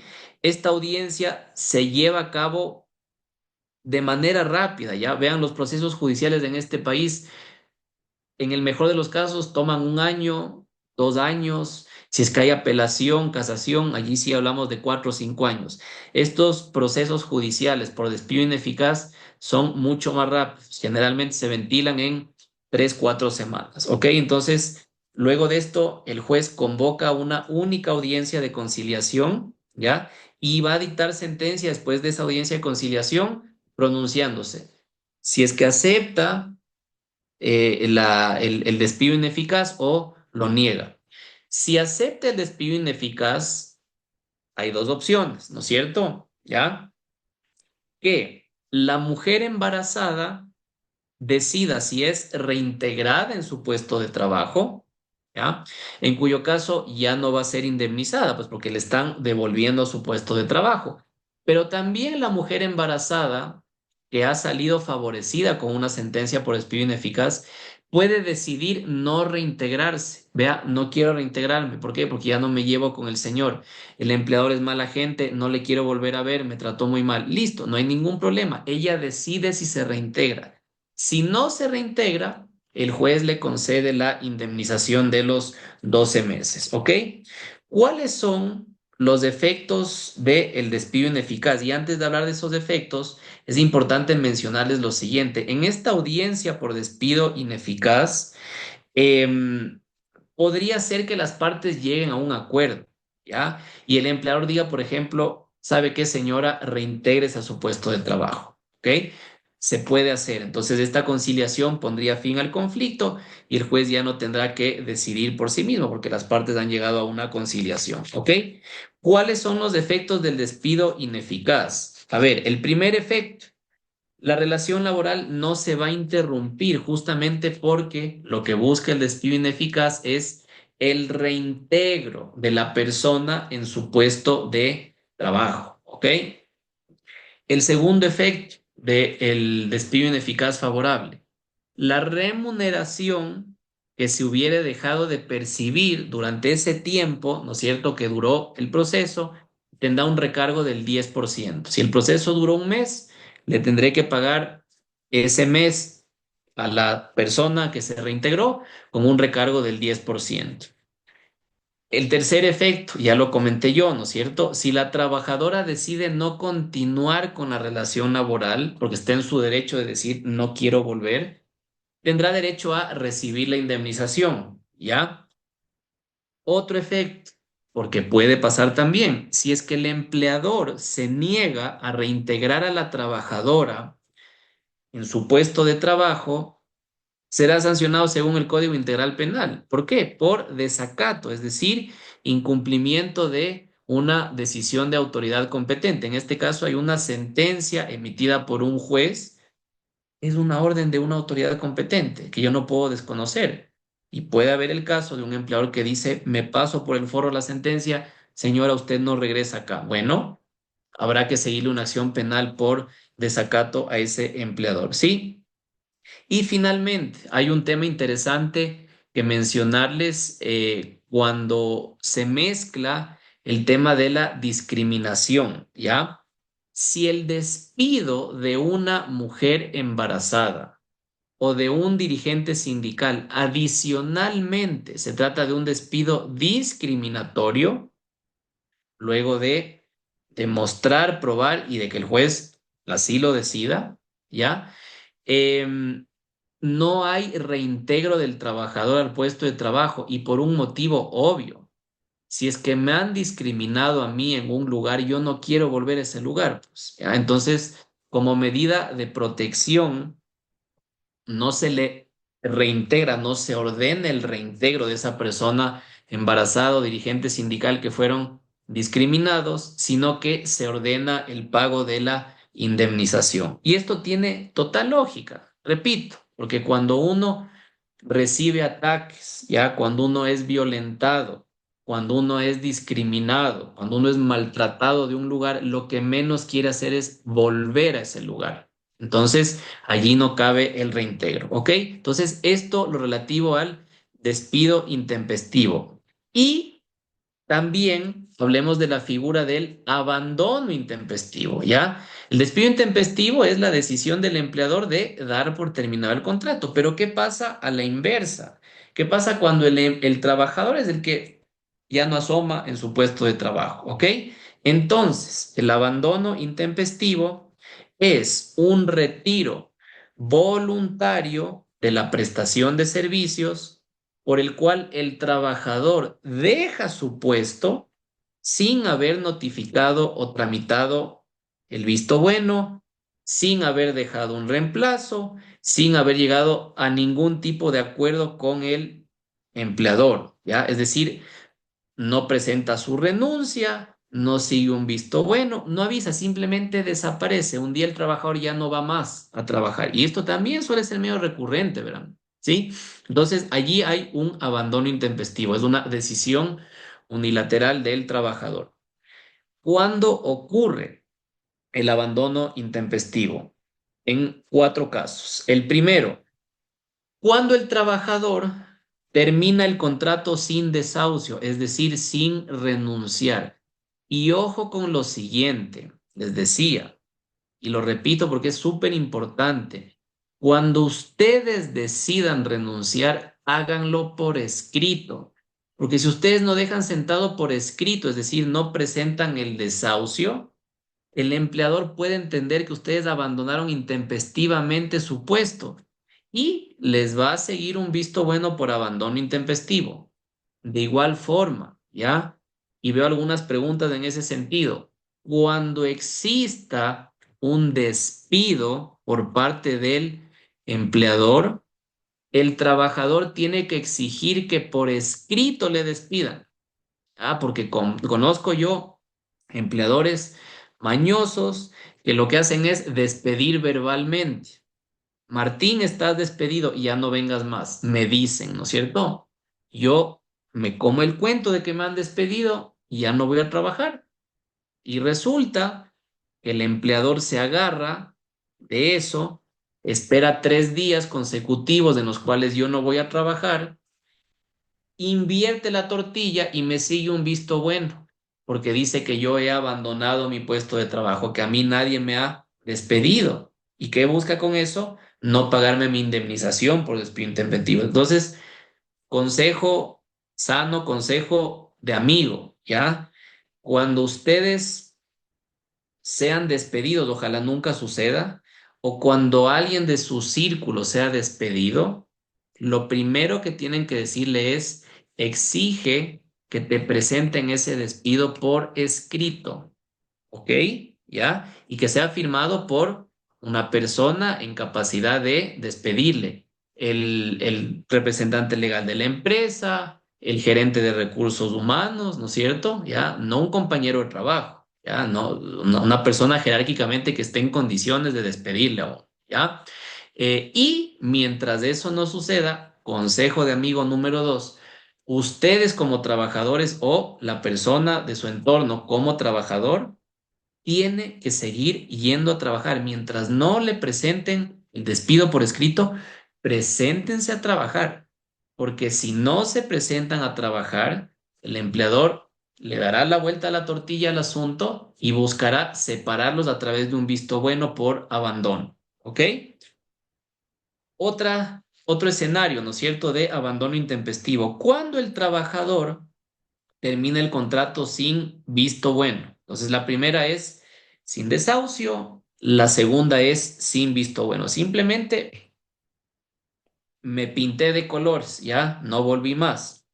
El tercer escenario, cuando el trabajador falta injustificadamente por más de 3 días consecutivos. Les decía yo hace un minutito, ¿ya?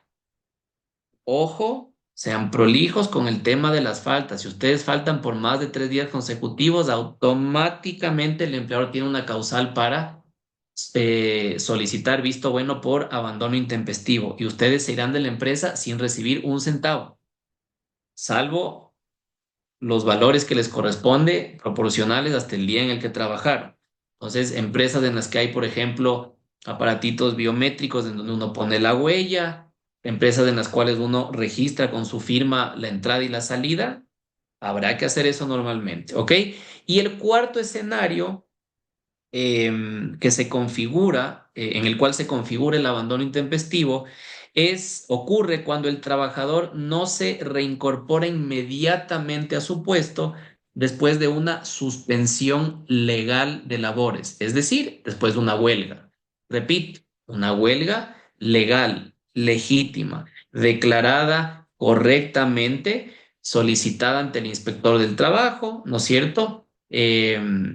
Después de terminada esta huelga, todos los trabajadores tienen la obligación de reincorporarse a sus funciones. Si alguno de ellos no lo hace, también se considerará eso como abandono intempestivo y le abrirá la puerta al empleador para que inicie una solicitud de visto bueno y el inspector le permita dar por terminada esa relación sin indemnizar al trabajador. ¿Ok? Eso lo relativo al abandono intempestivo. Repito, las formas de terminación de el contrato individual de trabajo son em, por voluntad de las partes, ¿no es cierto? Ya revisamos esas subcategorías, por eventos o circunstancias ajenas a las partes, ¿ya? Que salen de su control, ¿no es cierto? Como el caso fortuito, la fuerza mayor, la muerte de alguna de ellas, la extinción de la persona jurídica, ¿ya? También cuando no hay voluntad de las partes ni eventos externos por decisión unilateral de ellas. Y dentro de las decisiones unilaterales encontramos decisiones unilaterales del empleador, despido intempestivo, visto bueno, y también por parte del trabajador, abandono intempestivo o también visto bueno. ¿Ok? Entonces, con eso terminamos todo lo relativo a contrato individual de trabajo, que era obviamente el último tema que yo quería abordar en esta capacitación. Voy a revisar por último algunos comentarios o preguntas que estén aquí en el chat. A ver, me preguntaban por acá, ¿qué pasa cuando es otra razón social la que contrata? Vean, si es un mismo grupo empresarial, se entiende que es del mismo empleador. Muchas veces sucede que un grupo familiar, por ejemplo, un grupo económico tiene muchas empresas, ¿ya? Y cambia a los trabajadores de la empresa A a la empresa B, pero sigue siendo el mismo empleador porque es finalmente el mismo grupo económico, ¿ok? Me dicen acá, ¿qué pasa si el trabajador no se queda los 15 días en el desahucio? No pasa nada, porque el trabajador, si es que no va a laborar, no presta sus servicios, no tiene derecho a recibir, ¿no es cierto?, esa remuneración. No hay una consecuencia en contra del trabajador. a menos de que haya abandonado intempestivamente su puesto de trabajo. Si así lo hizo, ¿ya?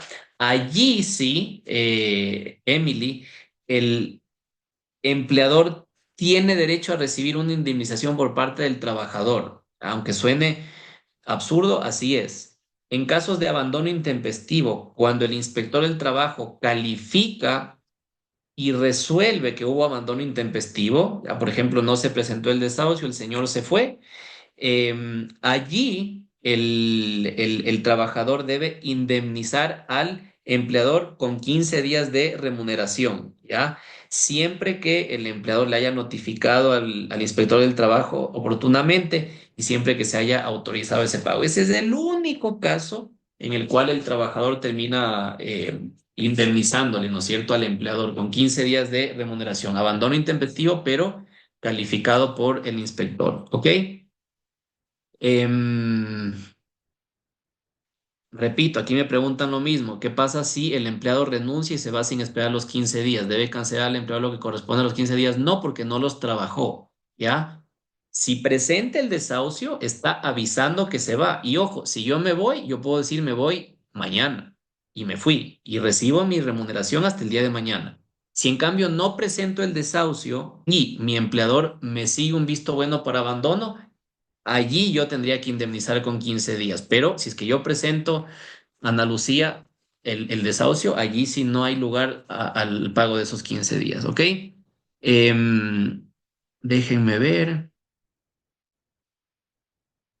Sí, esto es algo que salió recién, ¿no es cierto? Este precedente jurisprudencial a través del cual ya no se paga el desahucio por retiro voluntario del trabajador. Este es un tema interesante porque el desahucio daba derecho al trabajador a recibir el 25% como bonificación, no indemnización. Ya el desahucio se recibía como bonificación, 25% de la última remuneración por cada año de trabajo, ¿ya? Y si me preguntan a mí si el trabajador está renunciando, yo sí estoy de acuerdo en que no debería recibir pues esa bonificación por desahucio, porque eres el que se está yendo. Distinto es el caso en el cual se le despide, allí sí también le corresponde recibir la bonificación por desahucio. Pero a la inversa no. Yo sí, esto es una opinión muy personal. No estoy de acuerdo en que esto se tenga que pagar cuando es el trabajador el que se va. Entonces sí, efectivamente, eso de hecho fue motivo de debate hace unas poquitas semanas aquí en el Ecuador. ¿Ok? El despido intempestivo tiene que hacerse por escrito. Lo acabo de decir. Siempre, siempre. Empleadores mañosos despiden verbalmente, esperando a que el trabajador no vaya a laborar 3 días, le declaran abandono, solicitan el visto bueno, se invierte la tortilla. Entonces, como trabajadores exijan siempre que les despidan por escrito y que sea la persona indicada la que les entregue esa notificación, ¿ok? Em, ¿Qué más? ¿Qué más tengo por acá? Me dicen despidos vía telefónica, ¿ya? Em, a ver, o sea... Difícil, ¿no es cierto? Porque el despido a través de, qué sé yo, pues medios telemáticos, a través, por ejemplo, de un video por Zoom, a través de un mensaje por WhatsApp, a través de un correo electrónico, habrá que probarlo presentando prueba materializada en ese sentido, ¿ya? Y habrá que judicializar esa prueba, ¿ya? Entonces, por eso no me encanta a mí estos despidos ni telefónicos, ni mucho menos. Si es que les despiden por teléfono, por WhatsApp o por gritos, ustedes síganse presentando normalmente. En algún momento el empleador ya se cansará y les presentará el despido por escrito, ¿ok? Em, Aquí me están diciendo, ¿no es cierto?, casos en los cuales el empleador despide de forma verbal. Si esto queremos elevarlo a instancia judicial, habrá que probar pues ese despido verbal. Declaraciones juramentadas, testimonios. Es difícil, por eso les digo es difícil. Y ahora tienen la estrategia en sus manos. Cuando haya despidos, exijan que se haga por escrito y mientras no reciban el escrito, se siguen presentando a trabajar, ¿ok? Cuando se falta un día sin justificación, lo correcto es descontar un día. O sea, no, si falta un día, me descuentan un día, pues no, no me pueden descontar más de un día, ¿ok? O lo que puede pasar es que si yo falto, eh, puedo recuperar esa jornada. Recibo mi remuneración, pero la recupero más adelante, ¿ok? Em, los 3 días en el mes se suman minutos, horas, claro, por supuesto, ¿ya? Todo lo que tiene que ver, ¿no es cierto?, con atrasos, faltas y eso se va sumando. Dentro de un mismo periodo de mes hay que acumular los atrasos, las faltas y demás, ¿ya? Y para el cómputo, por ejemplo, de descuento de remuneración, ¿ya? Si yo le quiero descontar a un trabajador, perdón, que constantemente se atrasa, le contaré los minutos y los segundos que llega atrasado. Para eso, descontarle de su remuneración o en su defecto, eso hacerle recuperar más adelante, ¿ok? Me piden recomendación de libros, el mismo que les dije el día lunes, ¿ya? Hay muchos libros que ha escrito una querida ex profesora mía, argentina ella, pero radicada en el Ecuador toda la vida, Graciela Monesterolo. Ella escribe derecho laboral de manera muy didáctica, muy pedagógica, muy clara y tiene libros con cuadros, con cálculos, súper, súper interesantes, ¿ok? Em, a ver, ¿qué pasa si el dirigente sindical no cumple con los horarios de trabajo ni justifica sus salidas? ¿Sigue amparado? No, ¿ya? Les decía yo, el dirigente sindical es mal trabajador, la mujer embarazada que es mal trabajadora pueden ser objeto de un visto bueno, ¿ya? Los inspectores a veces sí tienen algo de sesgo para tomar decisiones, pero si yo justifico que el dirigente sindical no trabaja bien, falta o cualquier otra cosa, le puedo seguir un visto bueno tranquilamente, ¿ok? Em, a ver.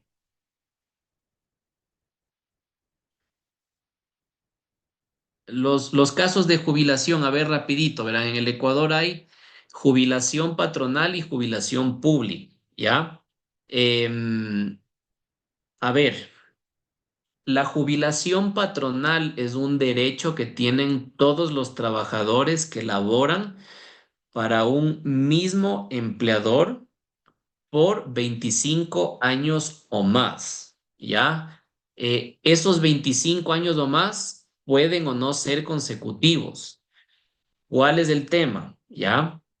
Que digamos, la jubilación patronal es un derecho que tiene todo trabajador que cumplió 25 años o más con el mismo empleador, sea que renunció o sea que le despidieron intempestivamente. Hay una excepción, ¿ya? Hay trabajadores que no han cumplido esos 25 años y son despedidos intempestivamente entre el año 20 y el 25. Si ese es el caso, recibirán por jubilación patronal un valor proporcional. Si es que son despedidos intempestivamente, si entre el año 20 y el 25 renuncian, no tienen derecho a la jubilación patronal. Si a partir del año 25 renuncian o son despedidos, sí. Ahora bien, lo que suelen hacer muchas empresas es en el año 19 despiden a los trabajadores justamente para evitarse el pago digamos, de la jubilación patronal. ¿Es válido? Totalmente válido. Lo hacen muchísimas empresas, ¿ok? El valor de la jubilación patronal se realiza a través de un cálculo actuarial y son varias constantes, son varios parámetros los que se toman en cuenta, ¿sí? Edad, expectativa de vida, las últimas remuneraciones y en función de eso se hace un cálculo y se le dice a la empresa, usted tiene que pagarle por jubilación al señor $150 desde este momento hasta el día en que se muera. ¿Ya? Entonces, la jubilación patronal se paga de dos formas. La forma normal es pagarle mensualmente al señor, a la señora que se jubiló hasta el día de su muerte. O también el empleador podría decidir, pero esto es facultad del empleador, nadie le puede obligar a pagarle todo de golpe, ¿ya? Y olvidarse de esa obligación. Allí se hace un recálculo, va a pagar un poco menos, ¿sí? pero va a pagar todo de golpe. ¿Ok? Esa es la jubilación patronal. Ya repito, es un derecho que tienen trabajadores que han cumplido 25 años o más con el mismo empleador o con estas excepciones que les planteé. Y la jubilación pública, que en realidad ustedes seguramente la conocen, es esta a la que tenemos derecho todos los trabajadores a través del Instituto Ecuatoriano de Seguridad Social. Obviamente hay requisitos, ¿no es cierto?, de edad, de aportaciones. A veces incluso cuando uno tiene una enfermedad catastrófica, por ejemplo, puede acceder a jubilarse antes, ¿ya? Pero, como les decía yo el lunes, vean, el derecho laboral es tan amplio que solo, por ejemplo, hablando de jubilación, podríamos tomarnos una semana entera. Solo hablando de ley de economía violeta, ¿no es cierto? De la ley esta que busca la inclusión de mujeres en el ámbito laboral y digamos, las repercusiones que ha tenido esto a nivel legal, podríamos llevarnos otra semana. Ley de discapacidades, otra semana más. Derecho laboral colectivo, sindicatos, gremios y eso, otra semana más, ¿ok? Entonces, he tratado de abarcar los temas más importantes, al menos en estas 8 horas. Y bueno, espero que les haya sido útil. Les agradezco muchísimo por su presencia, les agradezco muchísimo por haberse conectado. Para mí ha sido un gusto poder compartir conocimiento. Quienes estamos en el mundo de la docencia, en realidad disfrutamos de compartir esto porque el conocimiento en realidad no le pertenece absolutamente a nadie, sino que debería ser eh, difundido ya y generalizado absolutamente a todo el mundo. ¿Ok? Entonces, les mando un abrazo. Los materiales ya están colgados en la plataforma, esos materiales que preparé para usted, y espero verlos pronto en un próximo encuentro. Sí, se me cuidan mucho. Adiós.